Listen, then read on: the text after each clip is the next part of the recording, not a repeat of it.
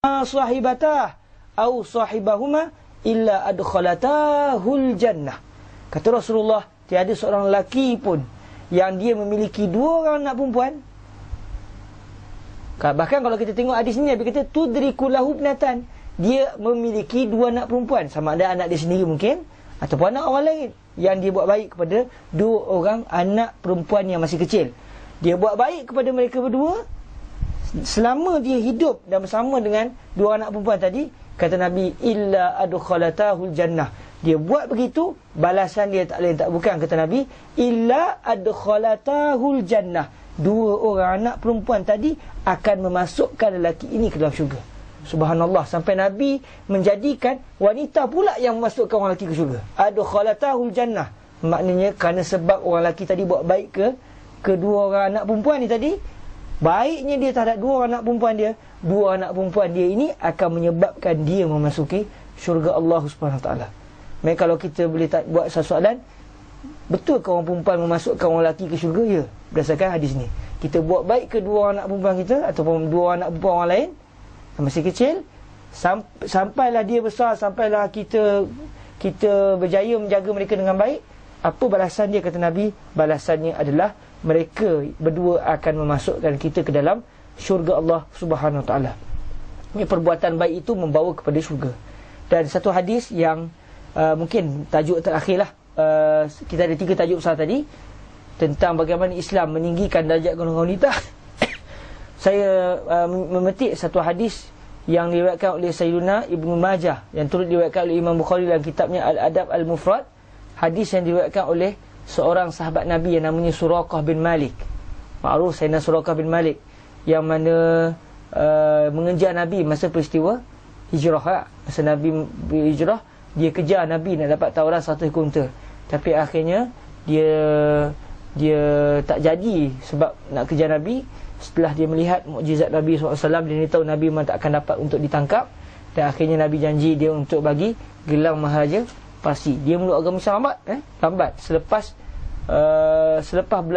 pembukaan kota Mekah pun tak masuk Islam lagi. Dia masuk Islam selepas perang selepas perang Fatu Makkah, perang Hunain. Selepas peperangan Hunain barulah dia meluk agama Islam. Maknanya Sayyidina Suraqah bin Malik ni antara orang yang lambatlah untuk meluk agama Islam. Walaupun peringkat awalnya dia antara orang yang nak kejar Nabi masa peristiwa hijrah.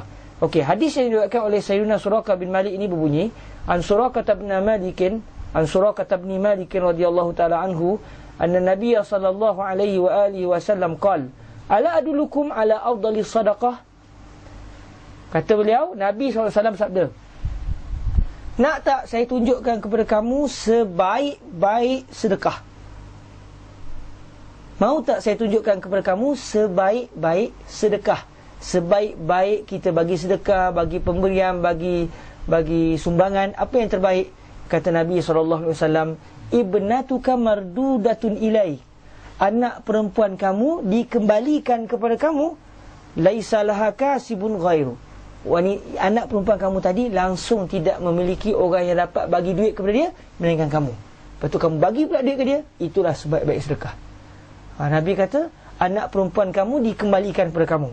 Para ulama nyatakan maksud hadis ni, sama ada anak perempuan kita tadi dia ada suami dia ceraikan dia, dah kecerai, takkan duduk lagi dengan suami dia duduk dengan bapa dia balik, dengan bapa dia balik, baba dia balik dengan bapa dia balik kan. Ataupun dia ada suami meninggal, akhirnya dia dikembalikan kepada ayah dia tadi. Ayah pula, dia pula tak ada lagi, dia dah kembalikan kepada ayah dia, dia pula tak ada duit. Ayah tadi infak, bagi sumbangan, bagi nafkah kepada anak dia tadi. Nabi kata itulah sebaik-baik sedekah. Subhanallah. Bagaimana Nabi sebut ibnatuka mardudatun ilaik laisa laha kasibun ghairu. Nabi kata itulah afdalus sadaqah, sebaik-baik sedekah. Jadi kalau kita lihat di sini ayat-ayat yang saya bacakan dan juga hadis Nabi SAW yang nyatakan sebentar tadi, itu semua antara contoh betapa bagaimana Islam meninggikan darjat golongan wanita. Dan bagaimana kalau kita lihat di dalam Islam, Nabi pernah mengkhususkan satu hari khusus untuk golongan wanita belajar daripada Rasulullah SAW. Sedangkan satu ketika dahulu masyarakat wanita langsung tidak diberikan kesempatan untuk menuntut ilmu. Tapi Nabi boleh sediakan. Oleh kerana orang perempuan zaman Nabi kata, sahabat kalangan Nabi kata, orang lelaki penuh kelas, kami pun nak join juga. Tapi dah semuanya penuh. Masjid Nabi pula kecil masa dulu. Masjid Nabi tak macam masjid Nabi hari ni. Okey, masjid Nabi zaman Nabi dulu kecil je. Jadi akhirnya Nabi mengkhususkan, okey, hari ni khusus untuk orang perempuan mengaji dengan Rasulullah SAW. Jadi bagaimana Nabi sebagai utusan yang termulia, bahkan lebih mulia daripada raja-raja dunia hari ni, tiba-tiba Nabi boleh menyediakan hari khusus untuk wanita. Kalaulah ada Perdana Menteri menyediakan hari khusus orang perempuan pergi jumpa dia, kita kata ini the best. Pemerintah yang memang best gila lah kan. Cakap orang KL, power gila lah. Presiden style begini, Perdana Menteri begini. Tiba-tiba Nabi boleh menyediakan hari khusus kepada golongan wanita. Jadi para hadirin dirahmati Allah, itu antara contoh bukti yang menunjukkan betapa Islam memandang tinggi golongan wanita. Baik, pun begitu, kita masuk kepada tajuk kedua kita. Walaupun kita kata kita datangkan bukti Islam memandang tinggi kepada golongan wanita, tapi di sana ada juga percubaan jahat daripada golongan orientalis sebagai contoh, ataupun golongan yang memang orang Islam sendiri yang terkesan dengan pemikiran barat, yang menganggap bahawa Islam ini tidak baik kepada golongan wanita. Antaranya, saya cuba datangkan beberapa contoh tohmahan yang dikenakan kepada Islam dan sebagaimana sebenarnya Islam memandang perkara tersebut. Antara perkara yang disebutkan adalah bukti Islam ini konon-kononnya lah memandang hina kepada golongan wanita adalah Nabi SAW lebih dari sudut perkahwinannya. Orang Islam boleh berkahwin 4, dia orang tak setuju poligami, satu hal dah. Nabi secara khusus pula kahwin sampai 11 orang isteri. Tak termasuk Sayyidatuna Maria. Kalau masuk dengan Sayyidatuna Maria jadi 12. Nak baik kita orang lelaki boleh kahwin 4. Tak? Tapi Nabi kahwin sampai 11. Baik, para hadirin yang dirahmati Allah SWT, antara tomahan yang sering ditimbulkan yang menunjukkan seakan-akan Islam merendahkan martabat wanita adalah dari sudut perkahwinan Nabi SAW dengan 11 orang wanita yang kesemua mereka adalah Ummahatul Mukminin. Jadi ada orang kata ini adalah satu penghinaan kepada golongan wanita. Oh, kalau dengan orang Islam lain boleh 4 yang paling banyak. Tiba Nabi sendiri sampai 11. Jadi ada juga di kalangan mereka yang berpandangan ini adalah penghinaan kepada golongan wanita. Para hadirin yang dirahmati Allah, kalaulah kita mengkaji mengapa, apa hikmah Nabi SAW berkahwin lebih daripada 11 orang. Sebenarnya di antara hikmah paling besar adalah di dalam perkahwinan Nabi yang mengatasi 4 orang tadi sampai jadi 11 orang Ummahatul Mukminin. Sebenarnya yang terbesarnya, antara yang terbesarnya adalah bagi memudahkan penghebahan perkara-perkara yang berkaitan dengan rumah tangga Nabi kepada umat Islam. Bayangkan kalau Nabi kahwin seorang saja letih, isteri Nabi tu nak cerita semua kelakuan Nabi dalam rumah, dalam keadaan tindak tanduk Nabi adalah punca hukum. Punca hukum. Kita buat apa-apa kat rumah tak jadi hukum kan. Kita terbongkang ke, kita macam-macam buat, tak ada isteri kata haddasanahan sesungguhnya suami saya begini-begini, maka peganglah. Tak ada. Sebab kita bukan pencipta hukum, kita pemusnah hukum ada. Tapi Rasulullah SAW, diam baginda, bercakapnya baginda, berjalannya baginda, semuanya adalah sumber hukum. Jadi apatah lagi dalam tindak tanduk rumah yang tidak diketahui oleh sahabat Nabi secara umum. Yang tahu tindak tanduk Nabi dalam rumah, siapa tahu? Isteri-isteri baginda juga khadam-khadam baginda. Kita pun tahu daripada isteri-isteri Nabi ni, ramai-ramai tadi, kita pun tahu, oh Nabi pernah mandi dengan isteri sekali. Nabi begini, Nabi ketika istinja begini, Nabi ketika hadap besar begini. Kita tahu mana benda tu adalah hasil daripada penghebahan isteri-isteri Rasulullah kepada masyarakat ketika itu, dan akhirnya sampailah kepada kita semua.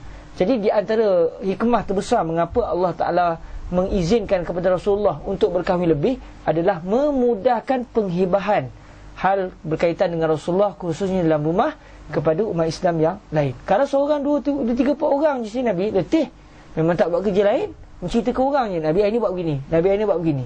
Tapi bila ramai, memudahkan Ummahatul Mukminin di dalam menyampaikan perkara-perkara tersebut kepada Rasulullah SAW. Bahkan kalau ada orang kata, kadang-kadang orang kata ini bukti Nabi adalah seorang yang, wali'azbillah, ucapan yang sangat tidak boleh, gila seks. Kadang ada juga yang jahat sampai mengatakan Nabi adalah orang yang seperti itu. Sebenarnya kalau kita mengkaji sejarah Nabi, kita akan mudah untuk jawab. Nabi start kahwin bila? Umur 25 tahun. Kahwin dengan siapa? Sayyidatuna Khadijah. Sayyidatuna Khadijah umur apa masa tu? Umur 40 tahun.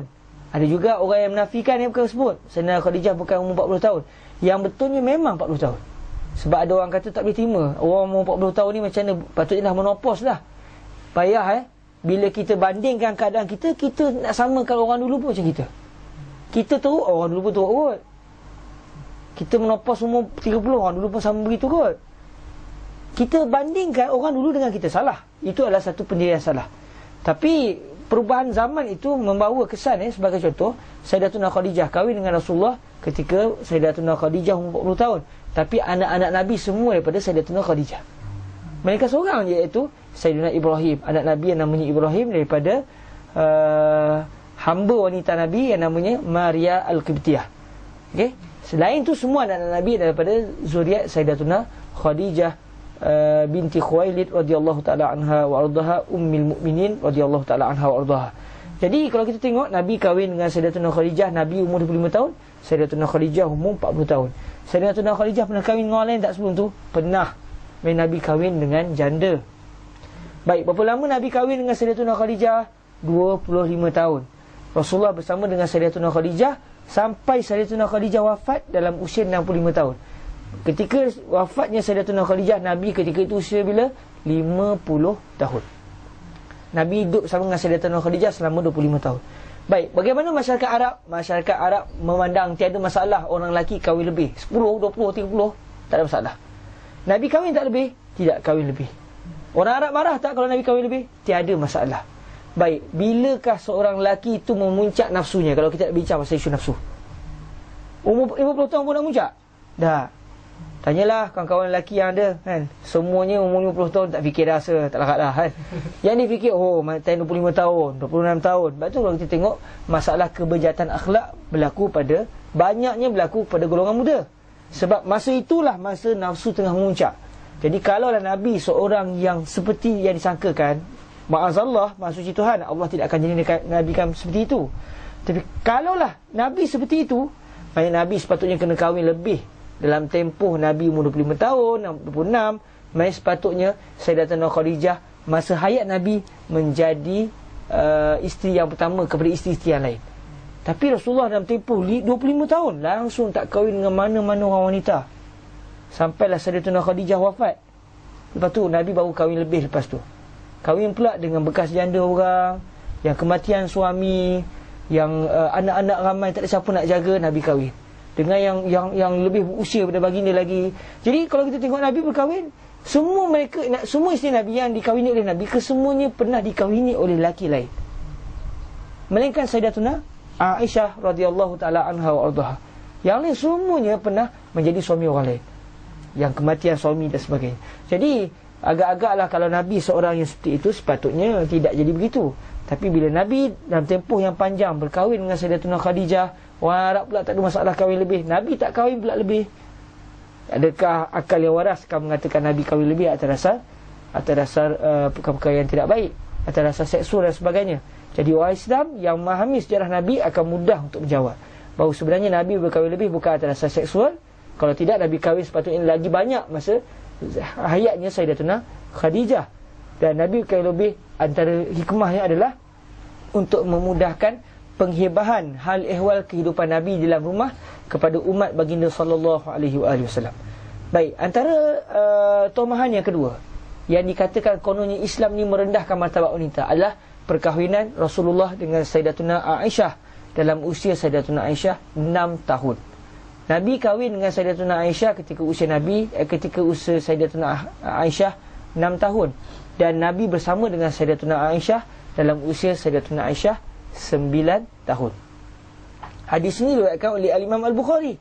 Pun ada juga orang yang menafikan perkara ini. Yang betulnya adalah sebagaimana yang disebut oleh Al-Imam Al-Bukhari dalam hadis beliau. Antara hadis yang diriwayatkan oleh Al-Imam Al-Bukhari, contohnya an Aisyah anna Nabiy sallallahu alaihi wasallam tazawwajaha wahya bintu 6 sinin wa bana biha wahya bintu 9 sinin. daripada Sayyidatina Aisyah bahawa sesungguhnya Nabi SAW berkahwin dengan beliau. Maksudnya akad nikah dengan Sayyidatina Aisyah ketika umur Sayyidatina Aisyah 6 tahun. Dan Nabi bersama, hidup sekeluarga, hidup serumah dengan Sayyidatina Aisyah ketika usia Sayyidatina Aisyah 9 tahun.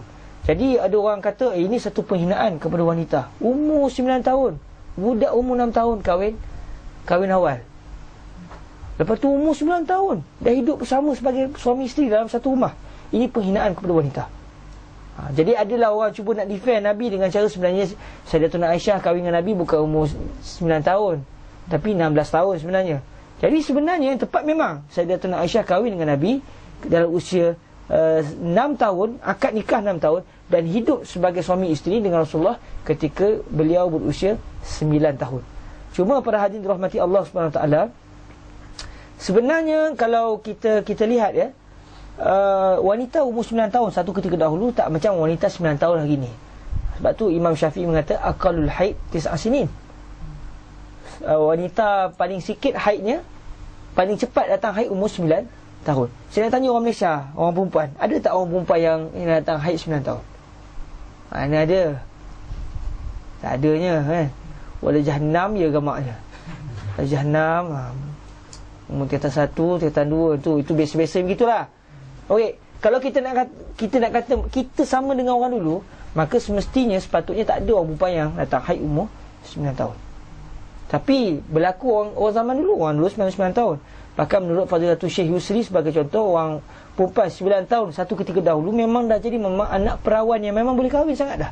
Kerana pemakanan mereka yang berbeza dengan kita, suasana mereka, dan memang kita tak sama kita dengan satu ketika dahulu. Sebagai contoh, ingat lagi Syekh Yusri, guru kami semua di Mesir, pernah menceritakan beliau di Masjid Sayyidina Hussein pernah memegang pedang Nabi. Ada satu pedang Nabi yang disimpan di Masjid Sayyidina Hussein di Kahirah. Dan Syekh Yusri diberikan kesempatan untuk pegang pedang Nabi sebut. Beliau pegang satu tangan tak lepas lagi. Berat sangat, terpaksa pegang sampai 2 tangan. Itu pun tak boleh nak angkat sangat. Baik, agak-agak kita yang hari ni pegang sampai 2 tangan pun tak larat nak angkat. Nabi guna pedang tu hayun lagi. Hayun lagi. Dengan pakai baju besi lagi dalam perangan, menunjukkan mereka ni lain daripada yang lain. Pemakanan mereka, suasana mereka. Maka sebenarnya tidaklah menunjukkan bahawa satu perkara yang menghairankan apabila wanita berkahwin muda pada zaman tu dulu. Nenek saya sendiri pun kahwin umur 12 tahun gitu dah kahwin dah. Kan, apa sangatlah beza sangat kalau kita nak fikir Sayyidatina Aisyah berkahwin dalam usia 9 tahun. Dia bukan isu menganiayai kanak-kanak. Tetapi 9 tahun pada zaman Nabi bukan lagi kanak-kanak. Dia sudah wanita. Sudah jadi arusah kalau bahasa Mesir ni. Sudah boleh jadi pengantin dah masa tu. Okey. Sebab tu Nabi tak bersama dengan Sayyidatina Aisyah ketika umur 6 tahun. Sebab 6 tahun kecil lagi. Tapi 9 tahun sudah jadi umpama wanita pada hari ini umur 20 tahun. Gitulah. Jadi suasana itu sebenarnya tidaklah membawa kepada penghinaan golongan wanita. Para hadirin yang dirahmati Allah SWT, antara perkara yang ditimbulkan lagi antara isu besar yang sering ditimbulkan, kononnya Islam ini menghina golongan wanita. Antaranya adalah sepotong hadis Nabi kata wanita ni naqisatu aqlin wa din. Ini antara benda yang famous disebut, kononnya Islam merendahkan wanita. Nabi pernah sebut orang perempuan ni kurang akal, kurang agama. Tensi orang perempuan. Apa main akal kan? Apa akal kurang? Kami pun okey, tak ada kurang akal. Contohkan, tiba-tiba Nabi dalam hadis sahih tu menyatakan wanita ini kurang akal. Tu kalau orang perempuan first dengar tu terkejut tu. Ya betul. Siapa yang kurang akal kan? Saya ke siapa kan? Baik, sebenarnya para hadirin rahmati Allah, ya, Nabi pernah menyatakan wanita ini kurang akal dan kurang agama. Tapi sebenarnya kita dalam memahami ucapan Nabi tidak boleh kita faham berdasarkan bahasa Melayu kita. Contohlah bahasa Minang. Orang Minang digunakan kalimah awak menunjukkan maksud saya. Saya orang Minang. Antara maksud saya dalam bahasa Minang awak. Kalau saya kata awak miskin, janganlah kawan-kawan terasa. Sebab saya bukan nak kata kawan-kawan miskin, tapi saya nak kata saya miskin. Jadi memahami satu bahasa dengan bahasa sebut, kaedah bahasa sebut, bukan dengan kaedah bahasa pendengar. Jadi bila Nabi SAW melafazkan satu ucapan dalam bahasa Arab, kita kena memahami ucapan Nabi juga dalam bahasa Arab, bukan dengan pemahaman kita selaku pendengar. Salah kalau kita memahami kalam Nabi berdasarkan kefahaman kita selaku orang yang bukan berbahasa Arab. Kalau kita tengok ya, antara cerita yang macam mana boleh timbul isu Nabi kata orang perempuan ni kurang akal, kurang agama. Satu hari raya, Nabi lalu lepas main raya, Nabi lalu kepada golongan wanita. Lepas tu Nabi kata kepada orang perempuan, ya ma'syarun nisa tasaddaqna fa inni uritukunna aktsara ahli nar. Nabi lalu pada orang perempuan, Nabi kata, wahai orang perempuan, banyakkan sedekah. Aku lihat kamu orang perempuan ni ramai betul masuk neraka. Lepas tu orang perempuan akan tanya, kenapa pula kami banyak masuk neraka ya Rasulullah? Nabi kata, tuksirna la'na wa takfurna al-ashir. Kamu banyak mencela, banyak sangat melaknat, banyak sangat mencela, marah sikit maki. Wa takfurna al-ashir. Kamu banyak sangat buat tidak mensyukuri. Kamu ni banyak sangat lawan suami. Jadi kalau itu sifat dia, memang layaklah jadi penghuni api neraka. Tak? Suka banyak mencela, sebagai orang perempuan lah, orang perempuan yang baik tidak begitu. Dan suka lawan suami. Suami tanya apa khabar? Apa saya tanya? Contoh kan. Tak pasal-pasal kan. Jadi memang orang perempuan begini sangat layak menjadi calon api neraka. Jadi Nabi pun sebut, tuksirna la'na wa takfurna al-ashir ma ra'aitu min naqisati aqlin wa dinin azhaba li lubbir rajulil hazimi min ihdakun.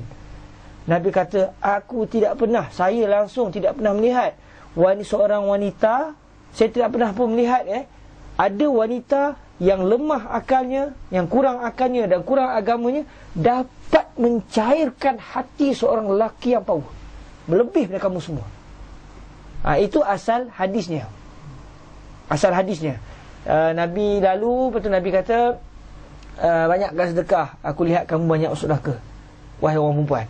Orang perempuan di zaman Nabi, kalau dengan Ansar pun tanya, wanita Ansar tanya, berapa kami banyak masuk neraka? Maksudnya kenapa orang perempuan banyak masuk neraka? Bukan wanita Ansar. Wanita Ansar insyaAllah para sahabat semua masuk syurga. Kenapa orang perempuan banyak masuk neraka?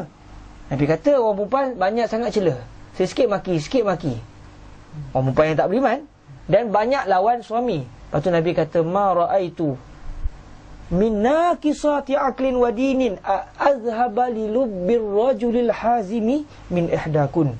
Kata Rasulullah, saya langsung tidak pernah melihat seorang wanita yang mana wanita tu akalnya kurang, agamanya kurang, tetapi dapat mencairkan hati seorang lelaki yang power, yang memiliki kehebatan, pendirian yang tetap mengatasi kamu semua wahai wanita Ansar.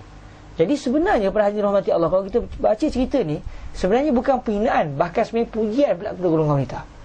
Nabi kata, kamu ni akal lemah, agama kamu kurang, tiba-tiba kamu dalam keadaan sifat begini dapat mengalahkan seorang lelaki yang memiliki satu ketabahan, satu pendirian yang hebat. Jadi kamu sebenarnya adalah satu wanita yang lain dari yang lain. Ini sebenarnya pada hakikatnya adalah pujian. Dan akhirnya para sahabat pun bertanya kepada Nabi, apa maksud kami kurang akal? Nabi kata, kamu kurang akal sebab apa? Sebab alaisa syahadatul mar'ah misla nisfi syahadati rajul. Bukankah penyaksian seorang lelaki, seorang wanita itu adalah sama dengan setengah penyaksian orang lelaki? Sebab orang perempuan, penyaksian dia seorang, umpama penyaksian setengah orang lelaki. Dua orang perempuan menyamai satu orang lelaki di sini penyaksian. Jadi Nabi kata, itulah sebenarnya maksud saya, kamu ni lemah akal. Bukan maksud tak ada akal ataupun kurang akal gila, tidak. Tapi Nabi menggunakan istilah kurang akal merujuk kepada penyaksian kamu kurang pada penyaksian orang lelaki. Bahasanya begitu, istilah Nabi gunakan begitu. Cuma bila kita terjemah mungkin orang salah faham. Apa kurang agama? Kurang agama Nabi kata, bila kamu datang haid, kamu tak dapat semayang. Jadi kuranglah kamu punya ibadat berbanding dengan ibadat orang lelaki. Jadi itu maksud kurang agama. Bukan maksudnya kamu ni tidak beragama akan masuk neraka, tidak. Jadi sebenarnya ini antara istilah yang digunakan oleh Nabi yang disalahfahami oleh sebahagian masyarakat yang memandang seakan-akan Nabi membawa penghinaan kepada golongan wanita. Bahkan kalau kita lihat maksud kurang akal golongan agama tu bukan maksud tidak beragama, tapi orang perempuan ni ada waktu-waktu dia diharamkan solat. Bahkan betapa Islam mengangkat tinggi martabat orang perempuan, dia tak boleh semayang, tak ada qada pula. Kita orang lelaki tertinggal semayang wajib qada. Tak ada satu solat yang orang lelaki tinggal tak payah qada. Tak apalah awak tinggal sembahyang, tak apalah, tak payah qada. Orang lelaki tak ada. Mana ada keadaan melainkan satu je, bila kita dah mati tak ada qada lagi sebab kita dah mati kan. Orang lain lah yang boleh doakan kita, Tuhan ampunkan dosa kita kalau kita tinggal solat. Tapi orang perempuan pada ketika haidnya dia tidak wajib, bahkan haram pula qada. Dia tidak diwajibkan solat. Dia qada apa benda je. Kalau dia qada juga macam pahala sunat begitulah, sembahyang sunat. Dia tidak ada solat yang diwajibkan ke atas dia ketika dia haid. Para ulama antaranya menyatakan maksud kurang akal yang dimasukkan Nabi adalah emosi. Itu sebenarnya bukan penghinaan. Nabi kata kamu ni kurang akal, iaitu kamu ni beremosi lebih berbanding orang lelaki. Sebab orang perempuan dia mesti ada emosi. Bayangkan kalau kita kahwin dengan orang perempuan yang dia macam kita juga, orang lelaki, tak ada emosi, biasa je. Oh, tekan kita macam kita kahwin dengan orang lelaki kan. Saya kahwin orang lelaki ke saya kahwin orang perempuan? Dan orang perempuan ni sifat dia bersifat emosi, sifat manja. Kenapa? Sangat penting sebagai seorang ibu. Sebab tu kalau kita tengok, kalaulah ibu tu umpama ayah, nangis budak. Memang nangis. Bukti paling nyata kalau nangis tengah malam. Ibu dia ada emosi, akhirnya dia belah anak. Orang lelaki dia kesabaran lebih. Perjuangan pelang atas lantaklah anak tu nangis. Biasalah, memang baby semua menangis. Kita berpandangan kononnya power. Tak, sebenarnya maksud Nabi kurang akal tadi emosi lebih. Dan itu sebenarnya satu kepribadian baik yang perlu ada kepada golongan wanita. Buktinya para hadirin rahmati Allah, wanita kalau kurang akal dengan maksud dia tak ada kemampuan untuk memiliki intelektual yang tinggi, Sayyidatuna Aisyah antara ulama besar di kalangan para sahabat. Bahkan para sahabat Nabi pergi mengaji pula dengan Sayyidatuna Aisyah radhiyallahu taala anha wa ardhaha. Bayangkan para sahabat besar pergi mengaji hadis, pergi mengaji hukum hakam dengan Sayyidatuna Aisyah, isteri Nabi SAW. Kalau perempuan semua kurang akal, habis Sayyidatuna Aisyah menunjukkan bahawa maksud Nabi itu maksudnya emosi. Maksudnya kalau ikut Fadilatul Syekh Yusri, orang perempuan kenapa dia punya penyaksian tak mampu sama dengan orang lelaki? Sebab penyaksian ni benda-benda yang kadang-kadang membabitkan jenayah. Dan orang perempuan sikap dia tak tergamak untuk melihat jenayah. Sebab tu kadang-kadang penyaksian dia tak tepat. Sebab apa? Dia tengok saja benda-benda yang mengerikan, orang bunuh orang ke apa, dia tak akan mampu nak tengok, dia akan beralih, dia akan tutup muka. Jadi penyaksian dia itu menyebabkan dia tak mampu nak, dia punya emosi dia yang sangat baik untuk dia tu menyebabkan dia tak mampu untuk lihat benda tu dengan tepat. Orang lelaki pula dia ada satu tengok orang mati, tengok siapa yang mati, kita tengok darah rasa biasa kan. Sebab tu orang perempuan dia tak sama dengan orang lelaki. Kenapa? Penting sebagai seorang ibu. Jadi para hadirin, itu saja pada saya mungkin yang berkenaan dengan wanita. Dan oleh kerana masa pun dah hampir habis, cuma saya nak sentuh sikitlah tentang bagaimana masyarakat bukan Islam memandang wanita.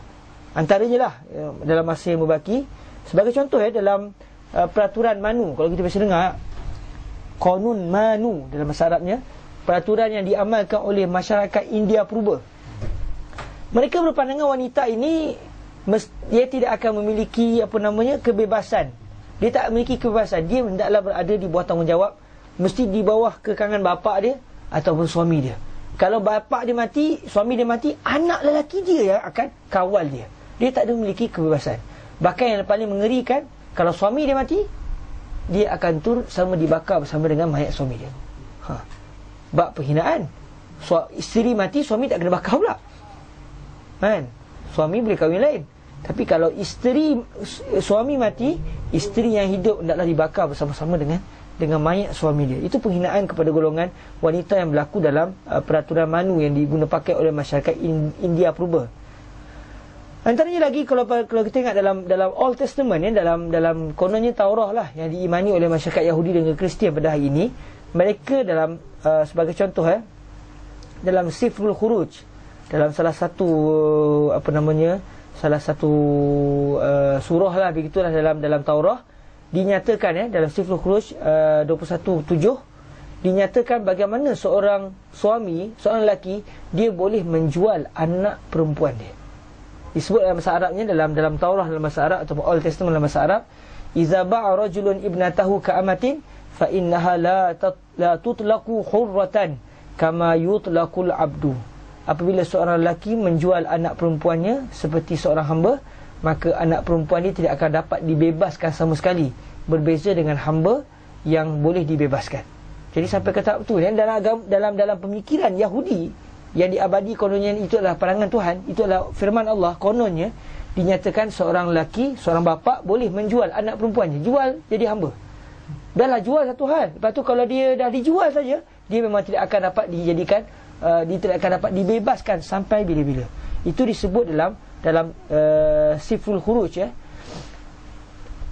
Di dalam agama Kristian sebagai contoh, kalau kita tengok dalam New Testament, antaranya dalam Kurnathus Al-Ula, dalam salah satu surah dalam Injil, dalam Bible, dalam New Testament kononnya, disebut, ya, bagaimana orang perempuan langsung tidak boleh mempelajari hukum hakam terus direct di gereja. Dia mesti, kalau dia nak tahu sangat, dia kena rujuk mak ayah dia kena rujuk ayah dia ataupun suami dia yang pergi mengaji di gereja. Dia langsung tidak boleh ke gereja. Saya bacakan nas dia dalam bahasa Arab. Litasmut nisaukum fil kanais. Hendaklah wanita-wanita kamu senyap dalam gereja. Li'annahu laisa ma'zunan lahunna ayatakallam. Sebab orang perempuan langsung tidak boleh sama sekali bercakap dalam gereja. Oh, melampau. Zaman Nabi pula mereka minta kelas khusus dengan Nabi. Dalam masjid Nabi izinkan. Subhanallah, beza di antara pendirian Islam terhadap wanita dan golongan Kristian dan juga Yahudi kepada wanita. Bahkan yang paling menakutkan dalam Injil Matthew, dalam Injil Matthew sebagai contoh, ada satu ayat yang disebut, waqila man tallaqa imra'atah falyu'tiha kitaba talaq wa amma ana fa aqulu lakum inna man tallaqa imra'atah illa li'illati zina yaj'aluha yazni wa man yatazawwaj mutallaqatan fa innahu yazni wa man yatazawwaju mutallaqatan fa innahu yazni. Ini antara surat Paulus, surat Paulus kepada masyarakat Kristian ketika itu yang didewakan oleh orang Kristian. Dia kata apa? Wa man yatazawwaju mutallaqah, siapa yang berkahwin dengan wanita yang pernah dicerai, sebenarnya dia telah pun berzina. Subhanallah. Wanita bila diceraikan, langsung tidak boleh disentuh. Siapa yang kahwin dengan perempuan yang telah berkahwin sebelum ni, dia dia telah berzina dengan perempuan tersebut. Hina gila perempuan di dalam kacamata masyarakat Kristian. Bahkan dalam satu perhimpunan Macon, di Perancis, pada kurun yang kelima, mereka bincang satu isu. Wanita ni insan yang ada roh ke tak ada roh? Orang perempuan ni, dia sebenarnya jasad ada roh ke jasad tak ada roh?